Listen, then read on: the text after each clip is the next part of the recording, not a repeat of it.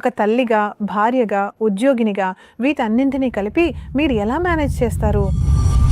కొన్నిసార్లు మీకు అనిపిస్తుందా, నేను సరిపోనా? వీటన్నింటినీ మోయడానికి నా శక్తి సరిపోదా? మనలో చాలామందికి, ముఖ్యంగా కొత్తగా తల్లులైన వారికి ఇలా అనిపిస్తుందని నాకు తెలుసు. మనం చూసుకోవాల్సిన ఒక చిన్న పాప ఉంటుంది. దేవుడు మనకు ఈ బాధ్యతనిచ్చాడు. మనం మనవంతు ప్రయత్నం చేస్తున్నప్పుడు మన చుట్టూ ఉన్న చాలా మంది అడుగుతుంటారు, ఓ పాప ఏడుస్తోంది, నువ్వు పాపకు పాలెందుకు ఇవ్వటం లేదు అని. లేదా పాప ఇలా చేస్తోంది, నువ్వు తన నిద్రపుచ్చడానికి ఎందుకు ప్రయత్నించలేదు అని.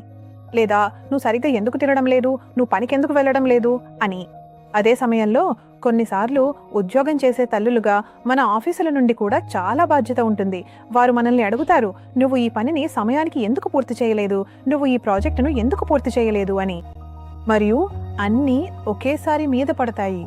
ఆ సమయంలో మనం ఆశ్చర్యపోతాము, ప్రభువా, నేను సరిపోతానా? వీటన్నింటినీ మోయగలనా? మీరు నాకు ఈ చిన్న పాపను అప్పగించారు, నేను ఎలా చూసుకుంటాను? నేను తప్పు చేస్తే ఏంటి అని. మనలో చాలామంది అవే ఆలోచనల గుండా వెళ్తారని నాకు తెలుసు. నేను వ్యక్తిగతంగా దీనిని అనుభవించాను. నేను కూడా అదే అనుకున్నాను. ప్రభువా, మీరు నాకు ఈ పాపనిచ్చారు, మీరు నాకు చదువునిచ్చారు, మీరు నాకు ఈ పరిచర్యనిచ్చారు, మీరు నాకు ఆ కుటుంబాన్ని, నా భర్తనిచ్చారు, నేను వీటన్నింటినీ కలిపి ఎలా చేయగలను అని. అదే పరిస్థితిని ఎదుర్కొన్న ఒక వ్యక్తి నాకు తెలుసు. ఆమె వెళ్ళి ప్రార్థనా గదిలో ఏడ్చినప్పుడు ప్రభు ఆమెతో ఇలా అన్నాడు, నువ్వు సరిపోతావు, నా ప్రియమైన కుమార్తె, నువ్వు సరిపోతావు.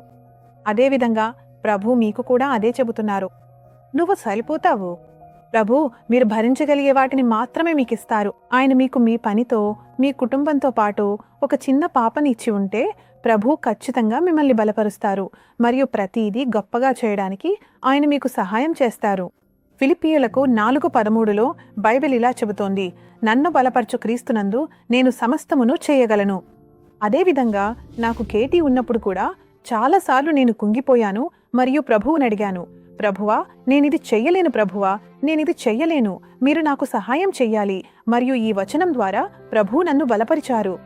అదేవిధంగా ప్రభు మిమ్మల్ని బలపరుస్తున్నారు. నా ప్రియమైన స్నేహితులారా, ఆయన మిమ్మల్ని బలపరుస్తానని ప్రభువు చెబుతున్నారు. క్రీస్తు ద్వారా సమస్తమును చేయడానికి ఆయన మీకు సహాయం చేస్తారు. మనం చేయవలసిన ఏకైక పని ఏమిటంటే ప్రతిదానికి ఆయనపై ఆధారపడతాం. ఆయనతో చెప్పండి, ప్రభువా, ఇది నాకు కష్టంగా ఉంది, నేను చెయ్యలేను. మరియు మనం దానిని ఇచ్చినప్పుడు, మనం ప్రభువుకు మొరపెట్టినప్పుడు ప్రభు ప్రతిసారి మనల్ని బలపరుస్తారు. కాబట్టి ఈరోజు మీరు కొత్తగా తల్లి అయి మీ చేతిలో పసిపాపను పట్టుకుని ఈ కార్యక్రమాన్ని చూస్తుంటే ప్రభు మిమ్మల్ని బలపరుస్తానని చెబుతున్నారని గుర్తుంచుకోండి. మీ కుటుంబ జీవితాన్ని నెరవేర్చడానికి, మీ కలలను నెరవేర్చడానికి ఆయన మీకు సహాయం చేస్తారు మరియు ప్రతి అడుగులోనూ ఆయన మీకు తోడుగా ఉంటారు. కాబట్టి మనం కలిసి ప్రార్థిద్దాం మరియు మన జీవితాలను యేసుక్రీస్తుకు అప్పగిద్దాం. ప్రభువైన యేసు, ఈరోజు నేను ముఖ్యంగా అదే పోరాటంలో ఉన్న కొత్త తల్లుల కోసం ప్రార్థిస్తున్నాను తండ్రి. వారు అనుకోవచ్చు, ప్రభువా, నేను సరిపోతానా? ఇవన్నీ చేయడానికి ఎలా సరిపోతాను? నా కుటుంబాన్ని నడిపించడానికి, బిడ్డను చూసుకోవడానికి, ప్రాజెక్టులను సమయానికి పూర్తి చేయడానికి ఎలా సరిపోతాను?